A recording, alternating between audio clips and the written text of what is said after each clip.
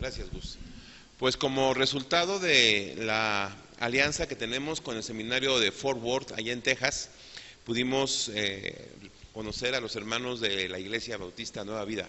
Es la primera iglesia bautista hispana, ¿verdad? ¿En Dallas? No, no es la primera iglesia bautista, o iglesia bautista Nueva Vida. Es una iglesia hispana. Los hermanos, después de algunos meses de andar haciendo contactos a través de mails, determinaron y quisieron venir a conocer el ministerio del seminario, en estar esta semana con nosotros, como les había avisado.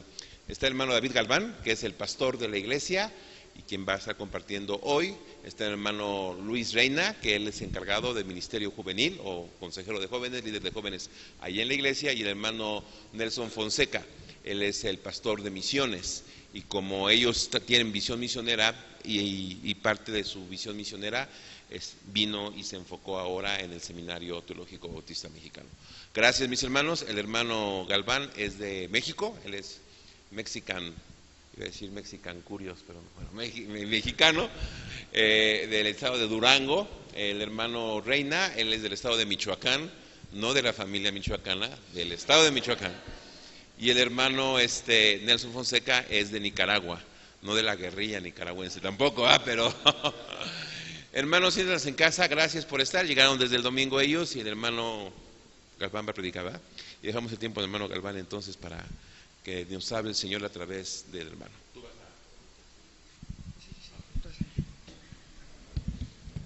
Gracias. Bueno, les voy a pedir que se pongan de pie y busquemos en nuestras Biblias Mateo capítulo 13.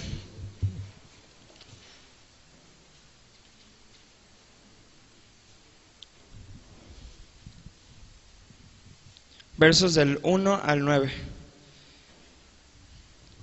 Bueno, nada más como aviso, los hermanos están dispuestos a consejería, así que si quieren alguna cita con ellos, pueden acercarse con Liz, quien está agendando las citas, ¿ok? Mateo capítulo 13, versos del 1 al 9.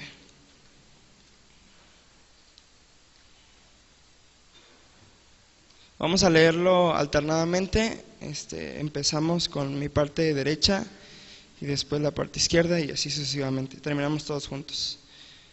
Iniciamos, dice la palabra de Dios. Aquel día salió Jesús de la casa y se sentó junto al mar.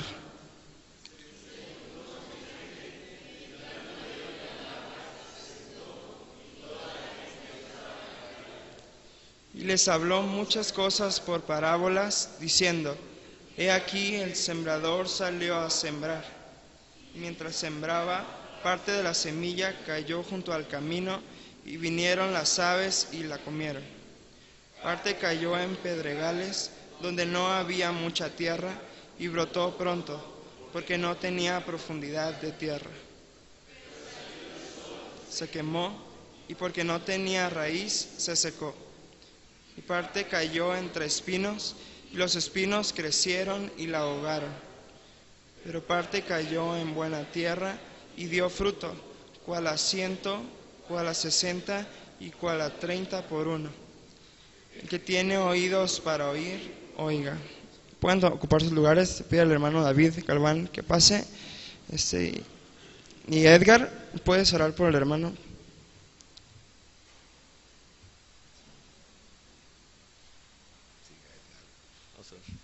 Bendito Señor, te agradecemos, Padre, por esta oportunidad que tú nos das, Señor, de escuchar tu palabra, de despertarnos, Señor, y saber, Padre, que tú sigues al pendiente de nosotros y nos das ahora el alimento que necesita nuestra alma. Te rogamos, Señor, que tú permitas entonces que este tiempo sea así, Padre, que podamos escucharte claramente, Señor, que nuestra mente y corazón puedan estar unidos al tuyo, Padre, para hacer tu voluntad, Padre. Te lo rogamos, bendice a nuestro hermano y permite, Padre, que él pueda ser también un instrumento útil en este momento para hablarnos acerca de ti. En el nombre de Jesús, amén. Pues un gozo estar con ustedes. Gracias a Dios por esta oportunidad y gracias a Dios por mi hermanito Daniel que nos da esta oportunidad. Ya había escuchado algo de el seminario en Lomas Verdes.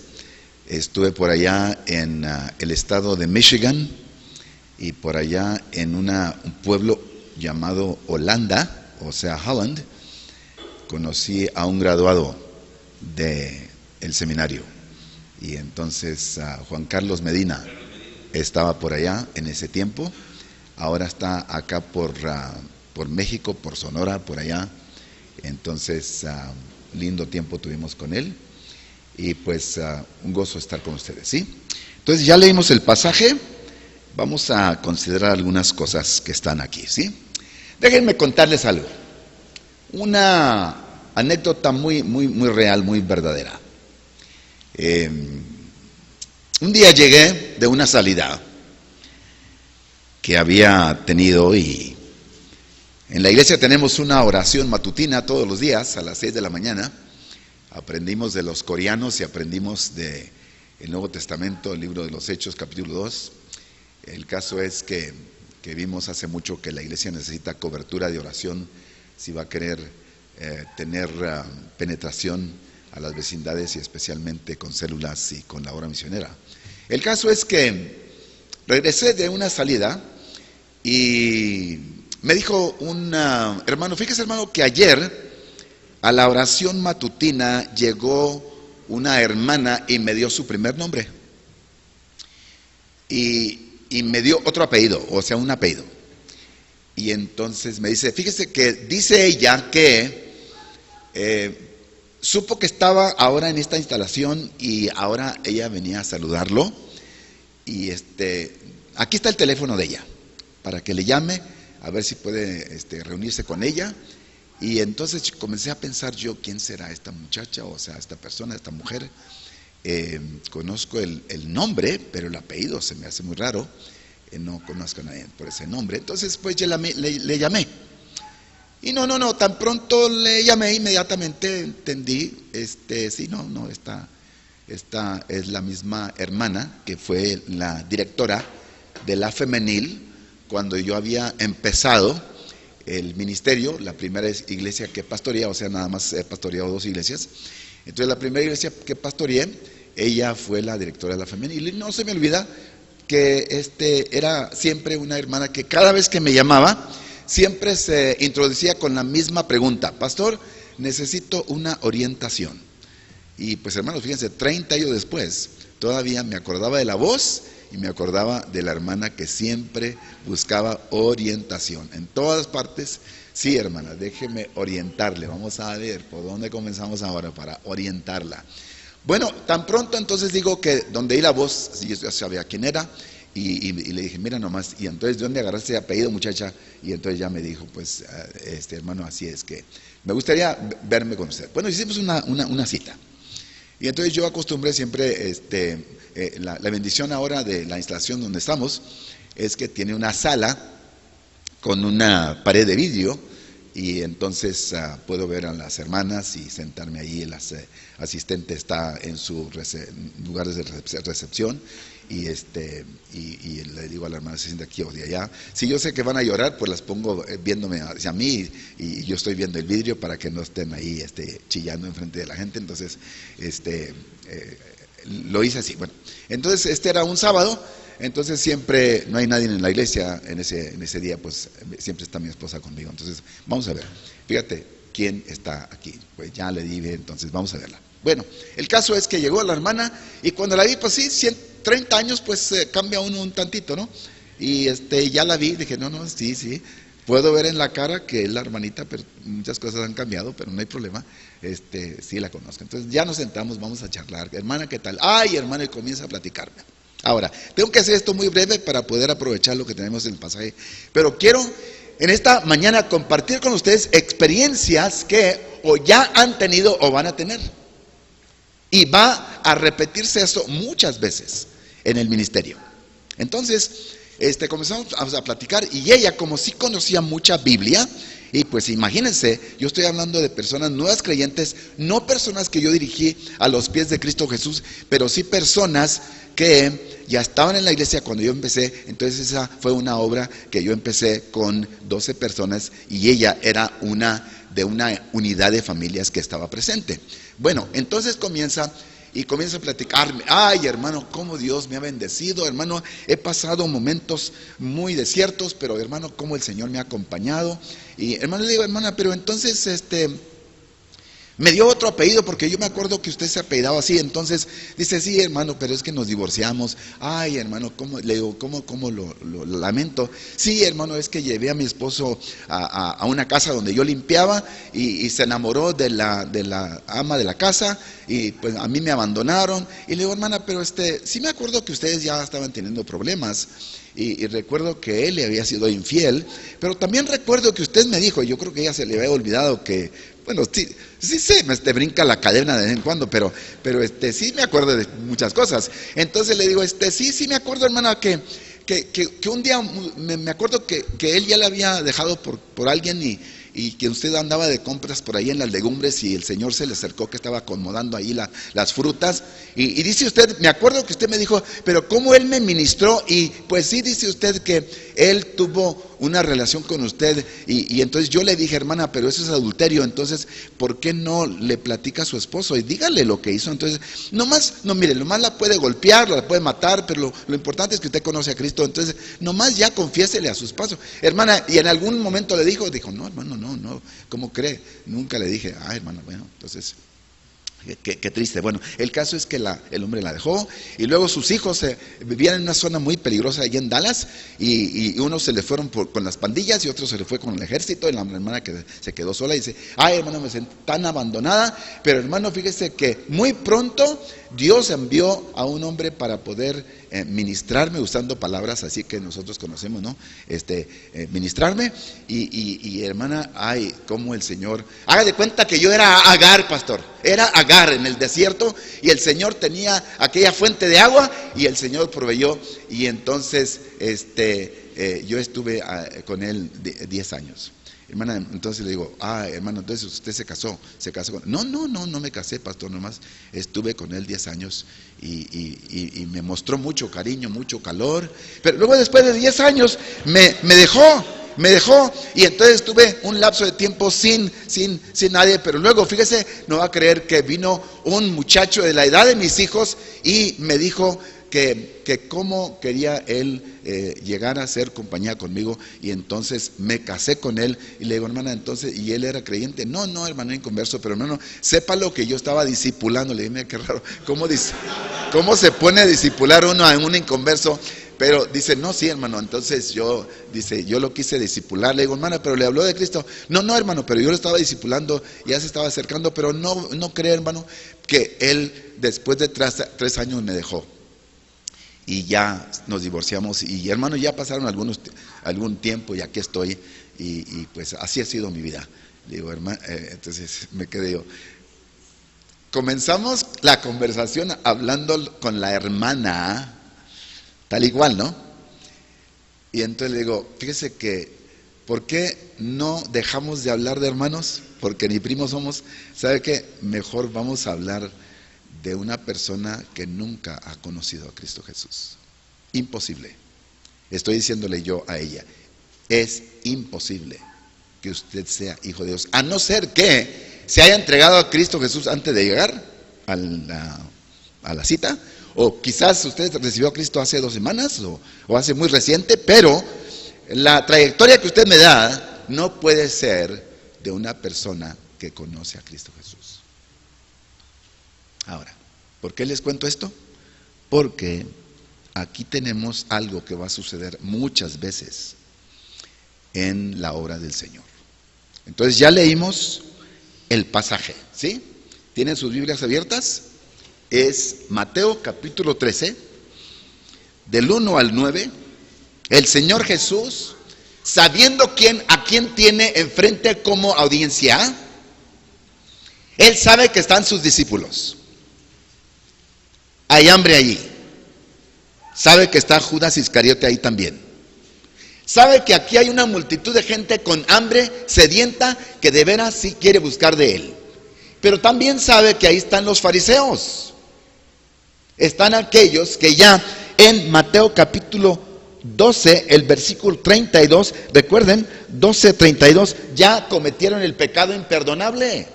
Ya blasfemaron al Espíritu Santo. Aquí está un grupo de varones que ya deliberadamente y de propia voluntad ya han rechazado al Mesías del todo. No han querido atribuir los milagros del Señor Jesús al Dios de los cielos, sino que lo declararon como obra de Belcebú, del príncipe de los diablos. El Señor Jesús sabe exactamente quién está frente de él. Entonces presenta la parábola y habla como quien está preparando un terreno, sembrando, y ustedes pueden ver ahí las semillas que caen en sus distintos lugares, y ahí hay algunas que caen en el camino, nunca llegan al terreno, otras caen en pedregales, otras caen en los espinos, y luego unas caen en tierra fértil, ¿sí? Ahora, ya presentó la parábola. Los discípulos escucharon, la gente sedienta escuchó, los fariseos escucharon, quizás muchos se fueron de allí pensando, no, tiene razón, si la semilla no llega al terreno, se cae, pues sí existe la posibilidad de que nunca llegó a donde debía llegar, y entonces sí, hubieron aves que vinieron, se la llevaron. Yo creo que eso nos ha sucedido a todos cuando sembramos, y sí es cierto, hay algunas caen entre espinos y la ahogan. El varón el rabino tiene razón. Muchos se fueron sencillamente con la idea de plantar semilla en un campo. Pero ahora los discípulos hacen la pregunta crucial del momento: Señor Jesús, ¿por qué nos hablas en parábolas? ¿Por qué no nos hablas claramente? Y hermanos, aquí es donde comenzamos a entender que lo que muchos conocen de Jesús, en el sentido de pensar que Jesús es un maestro en contar historias, es un maestro en contar anécdotas, eso no es cierto. Ahora, maestro sí lo era, sí podía contar historias, pero la razón por la parábola era para presentar una verdad del reino, pero presentarla con un velo para que la persona no preparada, para que la persona no digna la llegara a entender.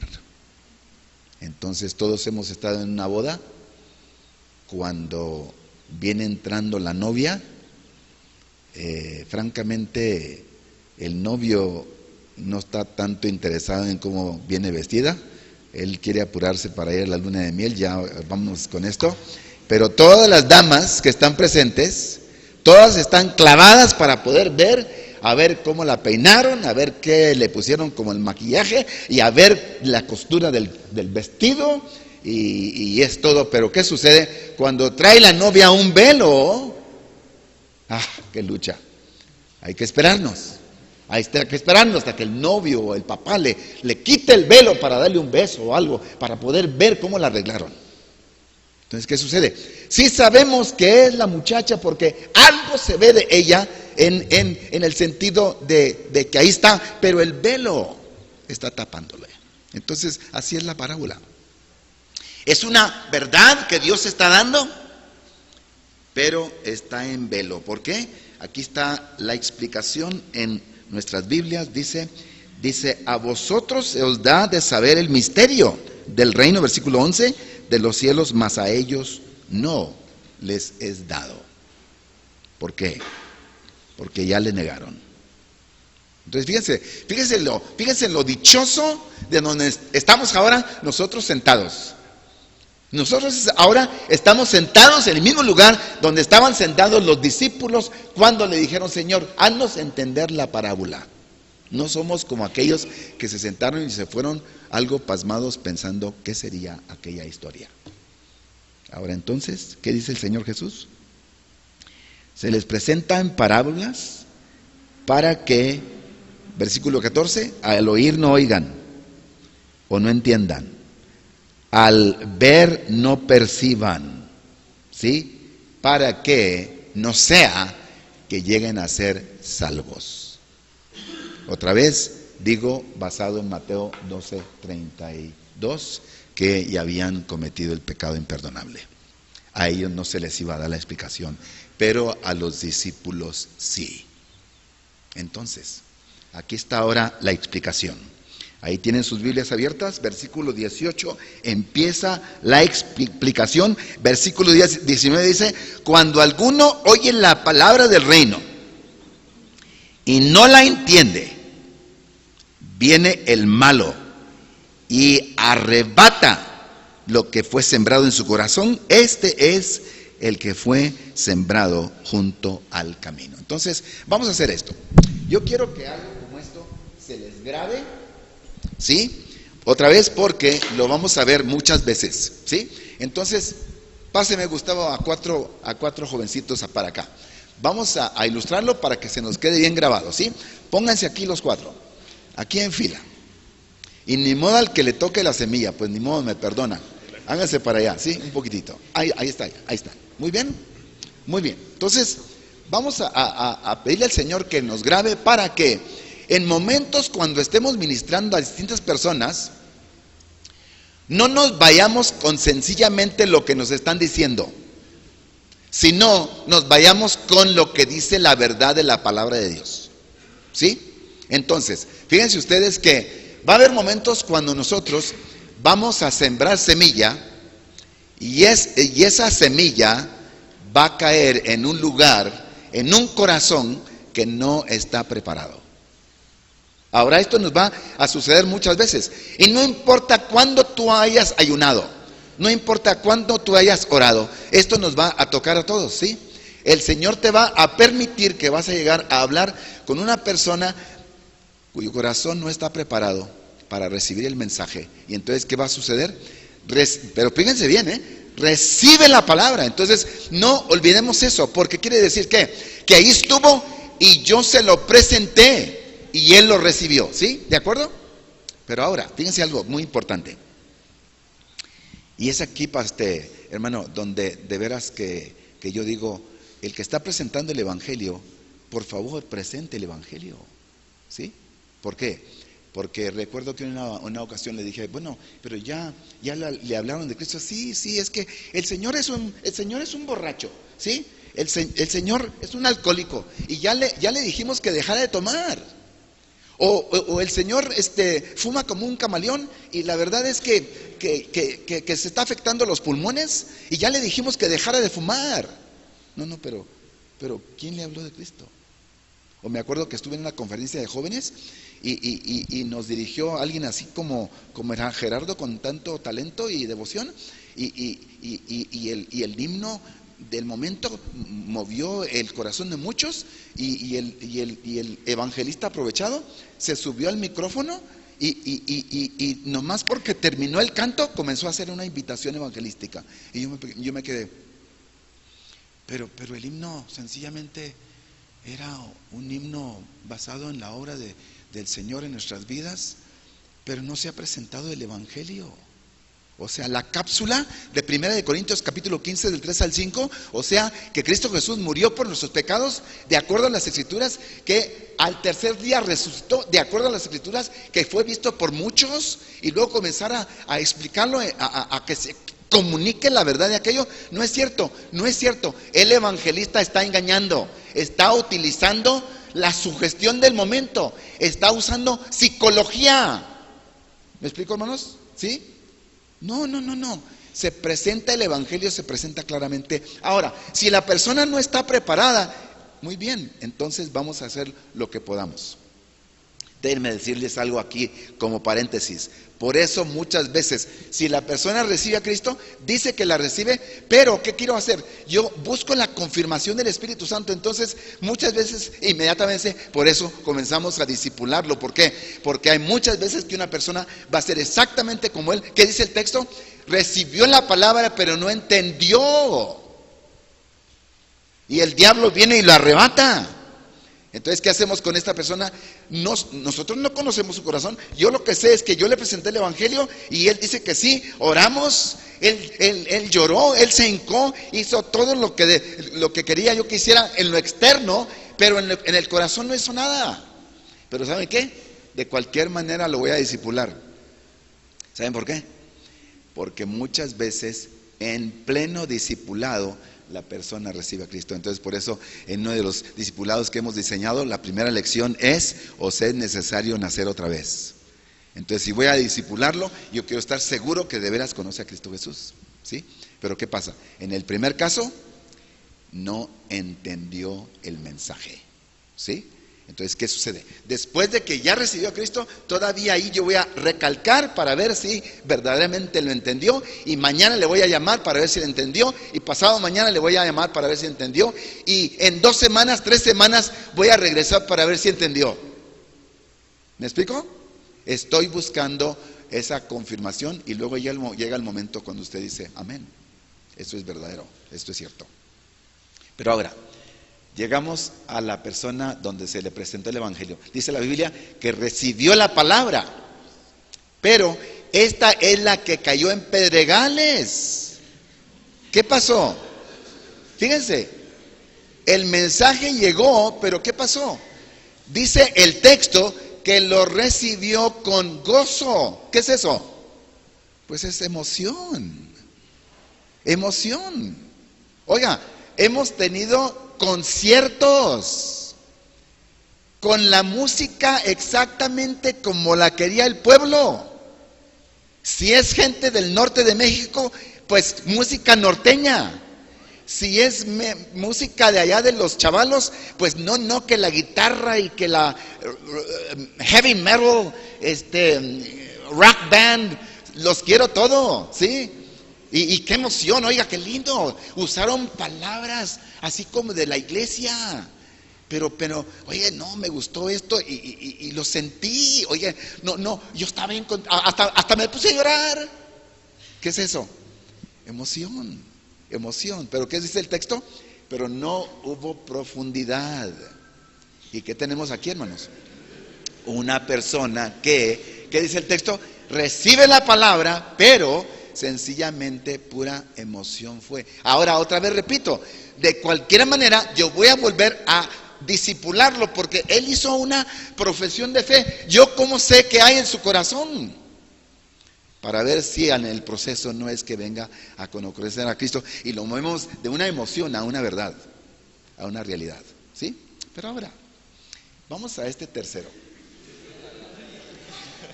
porque esto fue lo que me sucedió a mí, ¿sí? Ahora fíjense bien, ¿sí?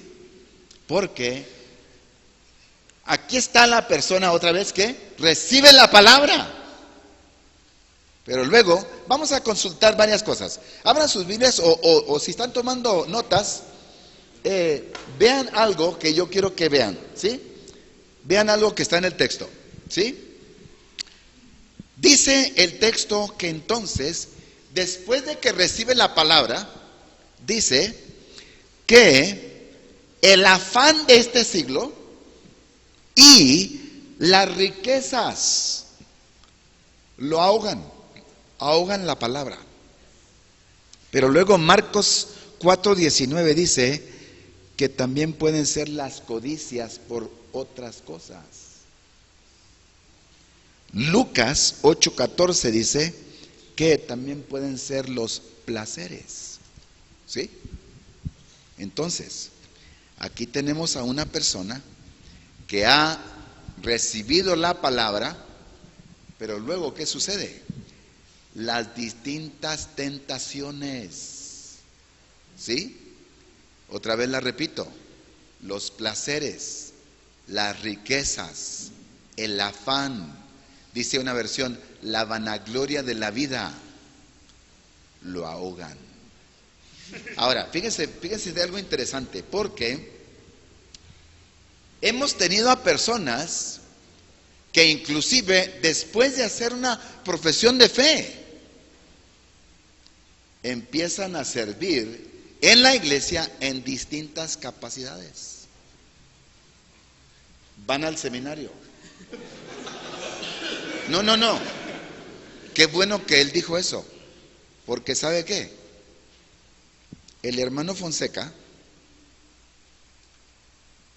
está en el seminario Southwestern Baptist Theological Seminary, que estamos en conjunto con el doctor Daniel Sánchez, acá por este seminario. Pero imagínense algo, por favor. Esto es algo marcado, algo verídico. Que yo estoy sentado ahí como fideicomisario de ese seminario.